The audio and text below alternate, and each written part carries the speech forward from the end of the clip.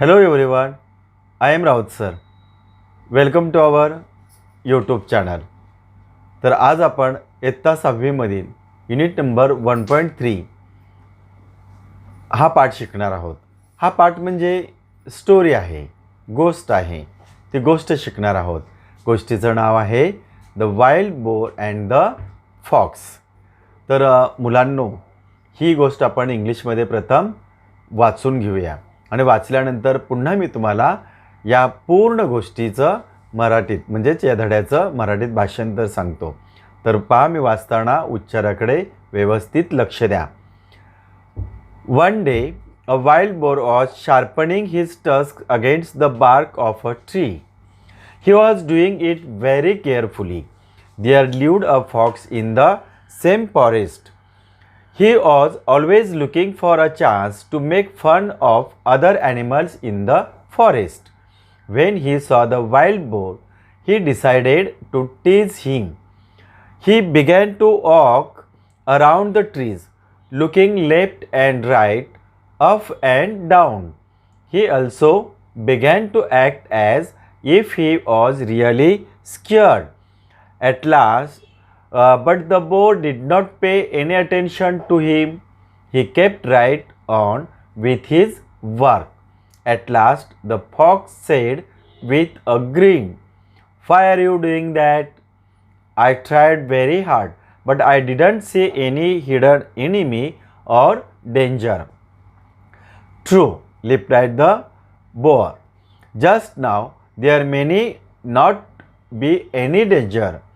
But when it really comes, there won't be any time to sharpen my tusks. My weapons have to be ready for use then. If I am not ready, I will have to suffer." This story tells us that it is best to be prepared. Don't leave things to be done at the last minute. Now you can take the screenshot.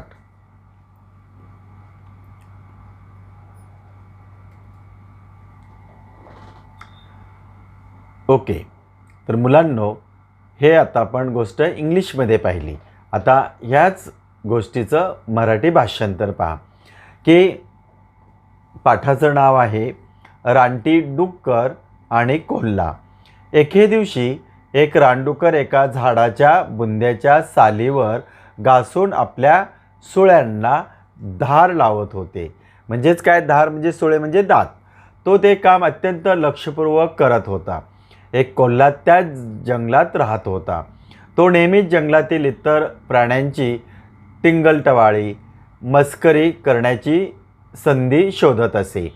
त्याने त्या रानडुकराला पाहिले तेव्हा त्याने त्याला चिडवायचे ठरवले. डावीकडे, उजवीकडे आणि वर खाली पाहत तो त्या झाडाच्या अवतीभोवती फिरू लागला.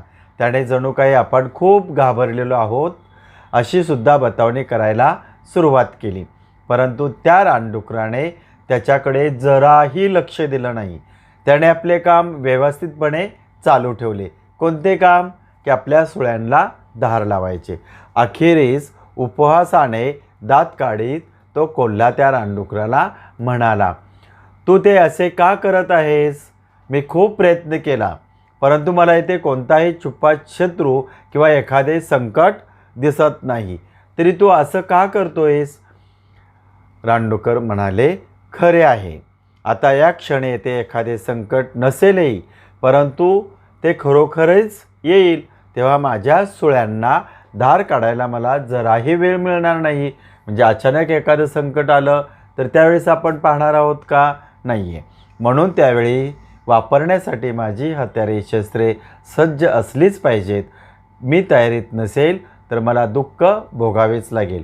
म्हणजेच काय, मराठीमध्ये एक मुलांनो म्हण आहे की ताण लागेल तेव्हा आड खोदायचा. म्हणजेच असं न करता की भविष्यामध्ये या गोष्टीची आपल्याला गरज पडेल हे ओळखून आपण अगोदरच तयारी करायची. म्हणजेच आजचे काम उद्यावर टाकायचे नाही आहे. मग ह्या गोष्टीमधून आपण पूर्णतः काय शिकलो? तर आपण नेहमी पूर्णतः तयारीत असावे हे उत्तम. कामे उरकून घ्यायच्या अखेरच्या क्षणापर्यंत सोडून देऊ नका, अशी ही गोष्ट आपल्याला शिकवते. Now you can take the screenshot. Okay, if you like this video, then press like button. Any suggestions, difficulties, comment in comment box. Share this video with everyone. Make sure you have subscribed the channel and press bell icon to get the next videos notification. Thank you.